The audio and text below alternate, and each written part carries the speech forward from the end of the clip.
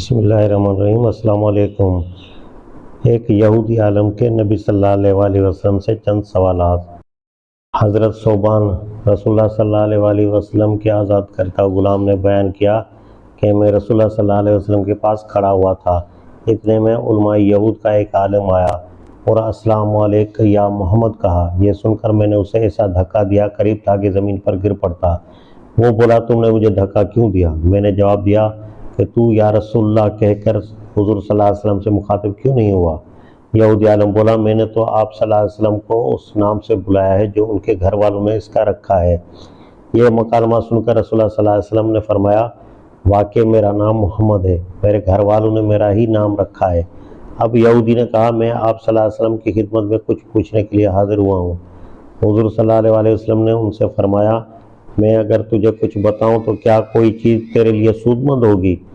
وہ بولا، میں بغور کان لگا کر سنوں گا، یعنی پوری توجہ اور انہماک سے سنوں گا۔ رسول اللہ صلی اللہ علیہ وسلم کے ہاتھ میں لکڑی تھی۔ آپ صلی اللہ علیہ وسلم نے اس سے زمین پر خط کشیدگی شروع کر دی اور فرمایا، پوچھو۔ یہودی نے دریافت کیا، لوگ اس روز کہاں ہوں گے جب زمین اور آسمان کو ان کی موجودہ حالت سے دوسری حالت میں تبدیل کر دیا جائے گا؟ آپ صلی اللہ علیہ وسلم نے جواب دیا کہ پل صراط کے درے تاریک میں ہوں گے۔ پھر پوچھا کہ لوگوں میں سب سے پہلے جنت میں داخلے کی اجازت کسے ملے گی؟ فرمایا، فقراء مہاجرین کو۔ پھر پوچھا کہ جب یہ لوگ جنت میں داخل ہوں گے تو سب سے پہلے کس چیز سے ان کی تواضع کی جائے گی، یعنی سب سے پہلے کون سا تحفہ انہیں دیا جائے گا؟ فرمایا، مچھلی کی کلیجی۔ پھر پوچھا کہ اس کے بعد کون سا کھانا پیش کیا جائے گا؟ فرمایا کہ ان کی مہمان نوازی کے لیے جنت کا وہ بیل نہر کیا جائے گا جو جنت میں چر کر پڑا ہوگا۔ پھر اس نے پوچھا کہ انہیں مشروب کون سا دیا جائے گا؟ فرمایا، سلسبیل نامی چشمے کا پانی۔ یہ جوابات سن کر بولا، آپ صلی اللہ علیہ وسلم نے ایسی چیز کے متعلق پوچھنے حاضر ہوا ہوں جسے سوائے ایک نبی کے روئے زمین کے دوسرے کسی کو اس کے بارے میں کچھ علم نہیں۔ آپ صلی اللہ علیہ وسلم نے فرمایا، میں اگر تجھے کچھ بتاؤں تو تجھے اس کا کچھ فائدہ ہوگا؟ وہ بولا، آپ صلی اللہ علیہ وسلم کا ارشاد بغور کان لگا کر سنوں گا۔ اس نے سوال کیا، میں آپ صلی اللہ علیہ وسلم سے بچے کی پیدائش کے بارے میں پوچھنے کے لیے حاضر ہوا ہوں۔